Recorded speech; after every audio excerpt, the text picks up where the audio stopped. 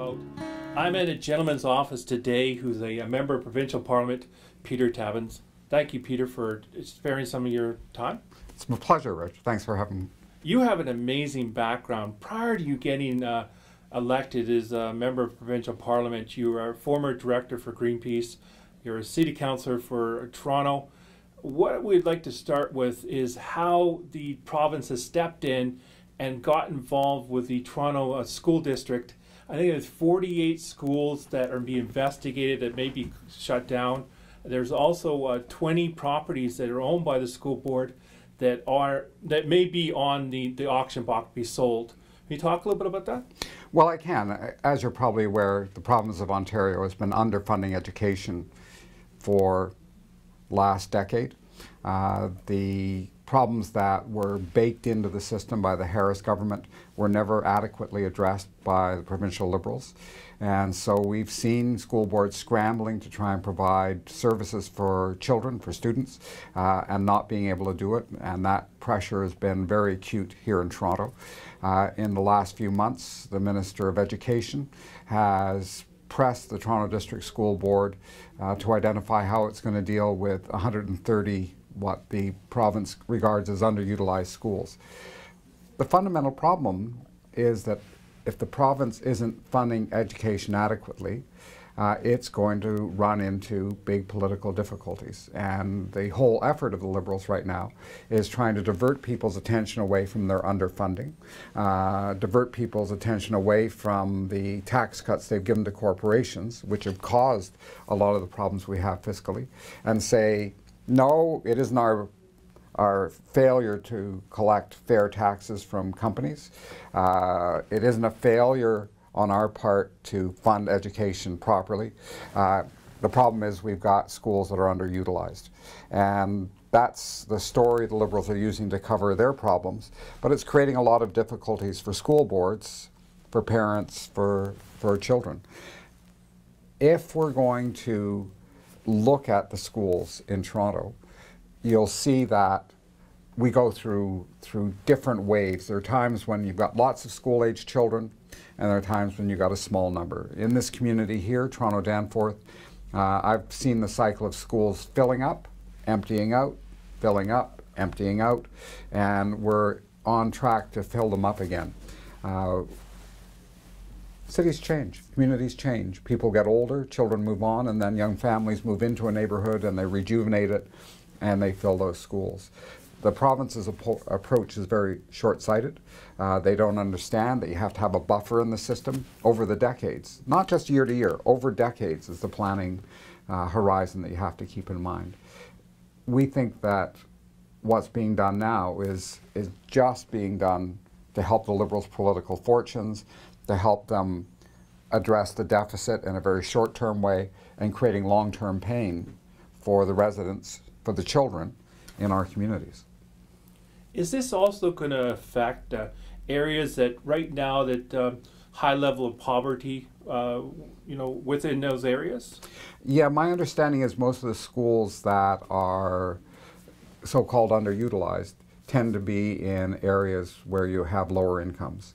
And so lower income areas are more likely to find their schools on this at-risk list. So you're talking to children that live in those areas may possibly have to be shipped to areas further from where they live. So, yes. Children could be spending an hour and a half either way just to get to school. Well, they could well be, and in lots of Ontario now, more and more children are spending extended periods on the bus every day. It's becoming a big issue in rural Ontario. As local schools are being shut down in favor of regional schools, more and more children spend a lot of their day just circling around on buses. Well, I know the average child needs at least, I think, 7 to 9 hours of sleep, a night. Right. So that's cutting right into their development time. So in a way, it also would affect their learning capability. I think it will. I can't see where 2 hours a day on a bus is going to help a child develop. They aren't going to get exercise. They aren't going to be taught anything. They're just being carried around. And it makes more sense to me to have local schools that children can walk to and ensure that schools are at the center of each community rather than schools being regional where children are bused out of their communities to go to attend a school. I believe the children are our future. And one thing else that's really affecting every single person living in Ontario right now is the smart meter issue. I know that Sudbury, there was 169 smart meters replaced. Over in Saskatchewan, there's a large amount of smart meters that are being replaced. The Auditor General from Ontario came out with a report in December of 2014 where she was talking about that billions of dollars have been charged extra with the smart meters. Is it possible to get some sort of independent investigation, maybe put forth by your party or other parties, to find out what amount they're actually being overcharged, and if we are being overcharged, then is there a way for us to rectify the situation and stop overcharging the people? Well, with regard to the smart meters themselves, the Auditor General did a pretty thorough review. She found that the government had reported they'd cost about $1 billion. In fact, they cost $2 billion. She found that other jurisdictions like Germany did a business analysis of smart meters and determined that they wouldn't actually help reduce the cost of power for individuals or for the system as a whole. And apparently, the Liberals didn't do that sort of checking things out in advance. They installed the meters really not expecting much of a reduction, but a little bit of a reduction. What she found was, in fact, there was virtually no reduction she could find in demand for power. And the whole argument for putting them in the first place is you can charge higher rates for power when it's in most demand, lower rates when we've got a surplus of power, and get people to change the way they use power in their homes. If you're going to spend the amount they spent, $2 billion on these smart meters, it's sort of your responsibility to see if that $2 billion could have much greater effect if it was invested in a different way. And frankly, $2 billion in a fund to help people make their homes more energy efficient would have had far greater impact in terms of reducing people's hydro bills and in reducing demand on the system. What we've done is spent $2 billion on a mechanism that will only work if you have a very sharp spread between the price for peaking power when power is in most demand and the price for baseload power when it's in least demand. That poses huge problems for all kinds of people who are home all day. Lots of seniors, lots of moms with small kids. Seniors are not going to turn off their air conditioning at noon in the middle of the summer, and they don't have the money to invest in insulating their homes and reducing their energy use. It would have been better to help people with the money so they could reduce their energy use rather than putting in place a mechanism to force them to spend more money. The hydro rates are high enough. I talk to people in my riding. I go door to door. People now say, if I could get some help, I would invest in making my house more energy efficient. A number of years ago, the province ended its program of supporting energy efficiency in people's homes. Federal government cut their program first and the province followed. It makes a lot more sense to help people than to push them the way the smart meters do. I think they made a huge mistake in this. I don't see how to recover the money. And I say this to you and your viewers. When the Liberals make a major mistake and they waste $2 billion, you can't get it back. It's like driving your car in a ditch and smashing it up. It is smashed up. They blew $2 billion. I actually think they're going to have more problems with these meters. We'll see in the days to come what form those problems will be. But I would say that their whole approach to electricity so far has been one that's ignored really sensible things like helping people save energy and go for flashy things like these meters. I know the environmental commissioners called for the peak time to be 4 to 5 times higher than the non-peak time. You know, one has to wonder, is that going to go into effect, or what kind of increase could the Liberals, put upon the ratepayers here in Ontario? It's hard for me to know at the moment. The environmental commissioner has the job of pointing out to people where we're not meeting our environmental goals. The Liberals built all these gas-fired plants to provide power when there was peak demand. And if you're going to reduce the burning of gas to clean up the air, to deal with climate change, you have to have people use less power at peak times. One of the methods that he's suggesting has been used in other jurisdictions, and that's a much bigger spread between the highest price for power and the lowest price for power. I can't see the Liberals going with the 4 to 5 times more than the lowest price. I could be wrong. We will find out. Just yesterday, the Minister of Energy was quoted as saying that when they bring in the next rate increase, there'll be a bigger spread between the lowest and the highest. But we could be looking at 2 to 3 times higher. I'm not going to speculate because I don't know what they're going to do. Right now, I think the lowest rate is 7 cents a kilowatt hour and the highest is 13. So it's almost 2 to 1 now. You could go a bit higher than that. But again, if you're not helping people with loans and grants to reduce their electricity use, it's very difficult for people to actually make a substantial difference. I talk to people who run variety stores who say, I buy the cheapest equipment I can, because that's all I can afford. If there's a program run by the government to allow us to buy high efficiency refrigeration, we do that to cut our electricity bills, but we don't have the money up front.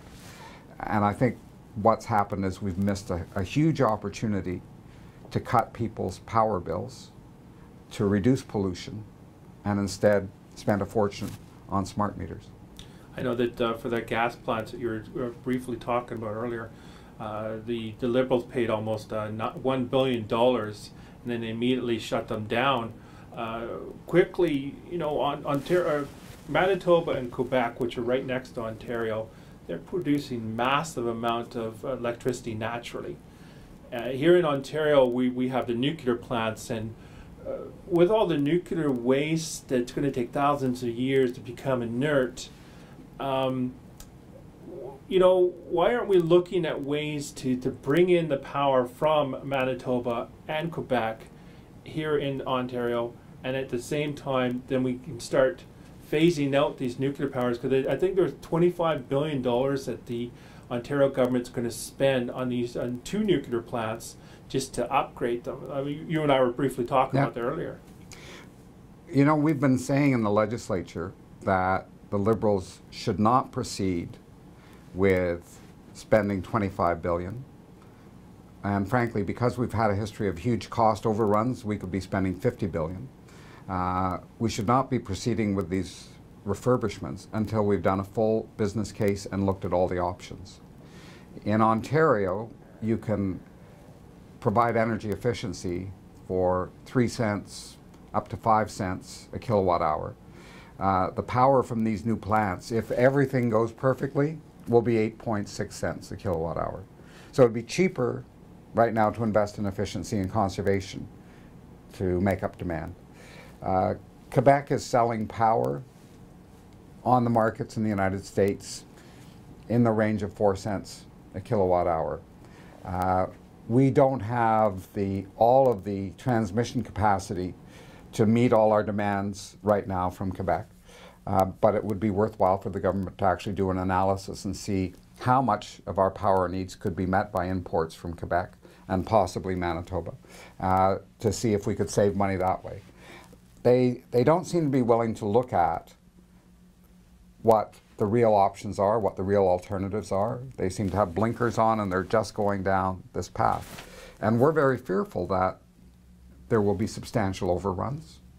And frankly, that in Ontario, because businesses are pulling out, that we will be left producing far more power than we can actually sell. Excuse me. And that will be a huge problem for the economy of this province. With the nuclear plants here in Ontario, you were mentioning that all of the nuclear waste right now is being stored on site, right where the nuclear plants are. In the future, is the province of Ontario going to be creating some sort of massive place where a lot of the waste is going to be stored? The province supports the Nuclear Waste Management Organization that was set up by the federal government. Province of Ontario gives a big chunk of funds to NWMO every year, which is building up a reserve fund. The Nuclear Waste Management Organization is supposed to find a long-term repository for that waste fuel, that nuclear waste. They haven't found a repository yet. When I've gone through Ontario Power Generation's financial statements, there's a lot of uncertainty about what the disposal of the waste or the storage of the waste will ultimately cost. This is a very high-risk area, both in terms of knowing whether the technology will exist and ultimately what it will cost.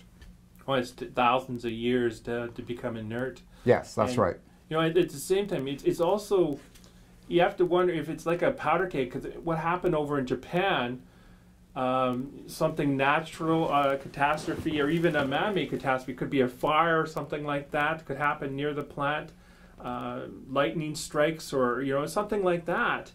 Are checks and balances put in place that are going to protect the people, not only living in the areas where these plants are, but living, you know, further out from all over Ontario, that there's no clouds, nuclear clouds are going to develop that are going to affect the health of people in Ontario? Well, I think this is a good question, and Greenpeace and others have been making interventions at hearings on nuclear plants and nuclear storage, saying that the safety issues are not being fully addressed, that the issues of actually evacuating people if there was an accident have not been fully addressed. And I think they have a point that at this stage there needs to be a lot more assessment of the safety concerns and the risks. And unfortunately, our provincial government's not doing that. Well, thank you very much for your time there, Peter. Thanks, Reg. Have a great day. You too.